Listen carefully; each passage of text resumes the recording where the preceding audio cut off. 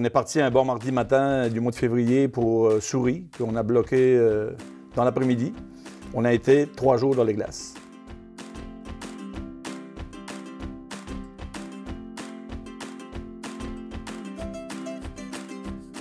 L'hiver 2015 a été une grosse hiver de glace. Le premier voyage avait commencé avec déjà plein de glace, qui était différent des autres hivers. La 3e journée, on s'est aperçu qu'on ne pourra pas se rendre à Souris. Ça serait impossible. On n'avait pas de brise-glace, puis les conditions ne changeaient pas, les conditions de vent. Fait que le plan B qu'on avait sous la main, c'était d'aller à North-Sydney. La CTMA fait face à de beaux défis parce que je me souviens, moi, de la crise du verglas en 2012.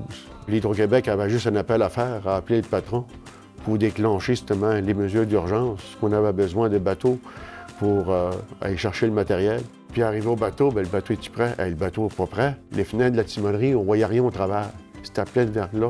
Les antennes, je me souviens, c'était toutes pliées à moitié, prêt à casser, là, rempli de verglas. Je rentre à bord du bateau, vérifie la mécanique. OK, il n'y avait rien de démanché, le bateau pouvait être prêt à partir.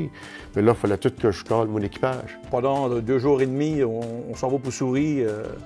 Il n'y a pas toujours beaucoup de choses à faire. Il n'y a pas d'activité d'organiser. Ça fait que les gens, ils suivaient le travail dans les glaces. On essayait de faire des petites activités. Je pense qu'on avait fait un bingo, quelque chose comme ça, là, pour un petit peu de musique aussi, là, parce qu'on avait quand même des instruments de musique à bord. Il faudra se débrouiller pour que le bateau soit prêt finalement pour aller à Souris chercher le matériel, parce qu'il y avait du matériel qui rentrait.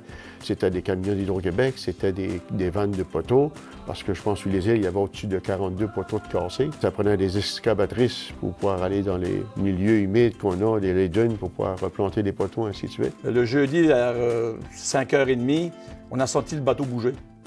On a senti que les glaces étaient en train de libérer le bateau. Comme de raison, on avait des passagers et des denrées alimentaires, des camions qui nous attendaient sur le continent. Il fallait ramener ça aux îles.